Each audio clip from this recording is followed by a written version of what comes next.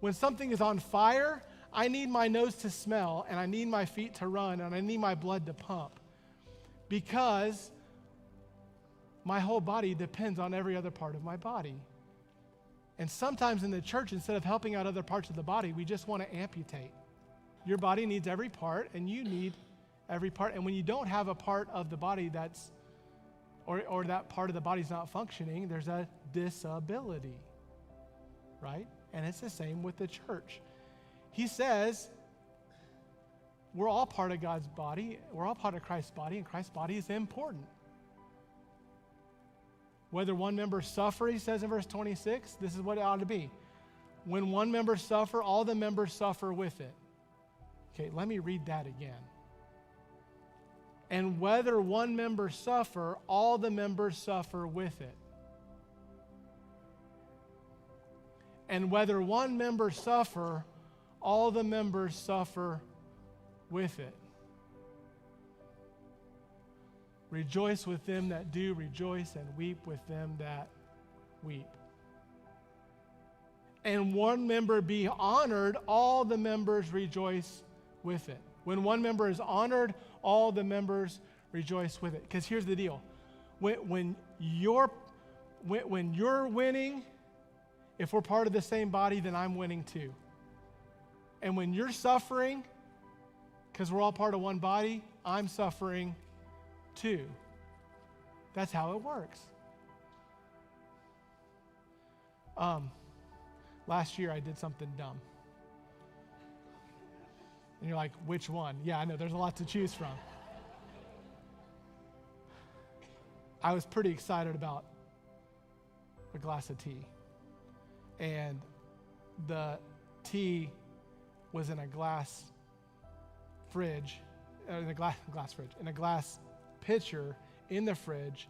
So the glass was, what was it, hot or cold? It was cold, right? That was an important piece of information that I did not think about. So I got it out. I poured the last little bit out, and I rinsed it out. I didn't wash it. Get over it. Okay. And we made tea. I had this little like cool English kind of tea kettle that goes on a base, and it like heats up the thing, and like it's pretty amazing. I feel very British when I do it. And so I took that, and it's like boiling hot, right? And I take the cold glass pitcher, and I pour the hot boiling water into the glass pitcher. And when I did, it shattered. Luckily, I was wearing sweats. And so it poured completely on my right leg, like that. And I screamed like a little girl. And I said, Milena, turn around, because Milena was in the room, Audrey, and I had to, excuse the visual, but I had to rip my pants off. Like everything came off, right? And I got on the ground and I ripped it off, and I'm kind of like, and I'm watching, not to be graphic, but I'm watching my skin like melt off. Like that was what was happening. And so then Megan helped, the kids ran out, and we decided, not like, they weren't like, we can't help, there's just, it's, when I'm taking clothes off, everybody leaves. Like, that's how that goes. So, and immediately Megan, we get in the car and we go down, and immediately I'm like, what am I doing? I'm limping, right? Because I don't want to stretch and so this leg is taking the weight that normally this leg would take. And then we went in, and I just hand like the insurance stuff and all that to Megan, and I'm like in the waiting room, and I'm just like walking around. I try to sit down. I can't, like, it's that fight or flight, like adrenaline thing where you just can't stay still. Are you with me? And like, then we go in, and I lay down, and they can't do anything fast enough. There's like, you are going so slow, and it has nothing to do. That's just how I felt, because like, and I'm, I passed her a half mile that way, so I don't want to like ruin my testimony, but I'm hurting, and over the course of time, my body, the rest of my body, gave attention to that part of my body, right? My hands and my mind and my eye are dealing with like putting the cream on it every day. If you guys saw me at that time, I was limping. Now, the good news about being married is that for this cause shall a man leave his father and mother and be joined to his wife, and the two shall be one flesh.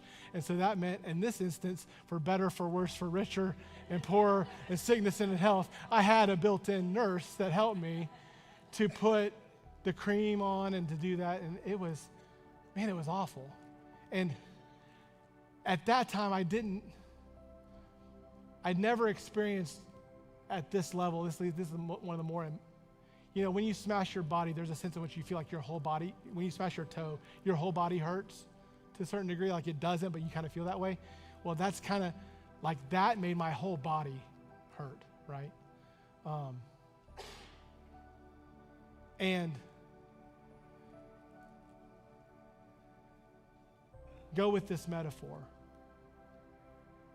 What I was going to say is, at that time, I felt that whole, like I'm sitting on the table and they're going to do something about my thigh, and I was like feeling my whole body just reacting to what was happening, really just centrally right here.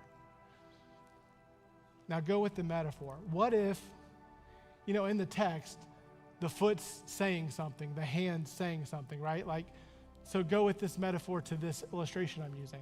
What if my thigh that was hurt said to my other thigh, did you see what those hands did to me? What if the hands were like, now I got to help this thigh out every night? Do you get the metaphor?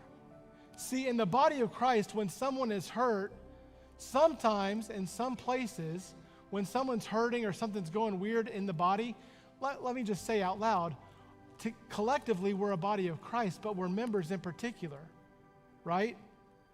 So some of you are the nose, some of you are the feet and the hands and the fingers, and we're not going to put a chart out, like, right?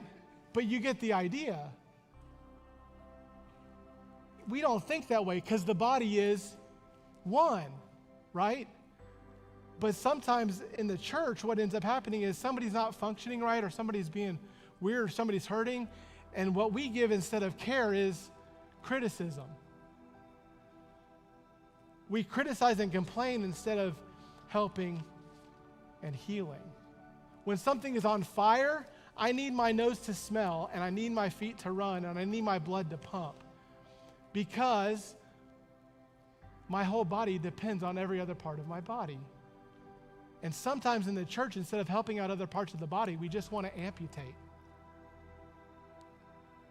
Other times, the issue isn't criticism. Other times, the issue is neglect. At some point, the body needs the foot, the finger, the femur, and they just weren't around. And whether you realize it or not, you need the body, and the body needs you. You need the body, and the body needs you. When part of the body isn't functioning as it ought, the body is disabled. Read it again. He says in verse 25, the way God functioned this, why? That there be no schism in the body, but that the members should have the same care one for another. And when one member suffer, all the members suffer with it. Or one member be honored, all the members rejoice with it. Okay? Somebody look at your neighbor and say, I need you and you need me. Ready, go. That's right. It's true. I need you and you need me. This isn't the only place where this is described, okay? Ephesians chapter 5. In Ephesians chapter 4. In Ephesians chapter 4, he says this. He gave some apostles and prophets, evangelists, pastors, and teachers for the perfecting of the saints, for the work of the ministry, for the edifying of the body of Christ, till we henceforth be no more children tossed to and fro, he says later on, blown about with every wind of doctrine. Verse 15, but speaking the truth in love, you see that? Speaking the truth in love may grow up into him in all things, which is the head, even Christ, from whom, from this head, from Christ, the whole body fitly joined together and compacted by that which every joint supplieth, according to the effectual working in the measure of every part, maketh increase of the body unto the edifying of itself in love. You know what Paul's saying? God gave function and leadership and body parts to the body so that the body could grow together. How does that happen? It happens through speaking the truth in love. So, if I'm ministering and there's a problem between, the head and the foot, right? I'm not going to go chop off my foot. I'm going to go care for my foot. Sometimes I need to confront my foot. Sometimes there's infection in the foot that needs to get out. I'm not saying you're an infection, Rob, but you get the idea. We go figure out how to make this thing work. Galatians 6:1 says, "Brethren, if a man be overtaken in a fault, ye who are spiritual, restore such a one in a spirit of meekness, considering yourself, lest you also be tempted." You know what that's saying? Hey, you hand, if you notice that there's a problem with the other hand, don't go cut off the other hand. Make sure you're healthy. Make sure you're healthy. Make sure you're right with the Lord, and then, because you don't want to take infection from here and put it into here. Are you with me? You get with the go and restore, bring back to functionality that other person in a spirit of meekness, lest you, considering yourself, lest you also be tempted.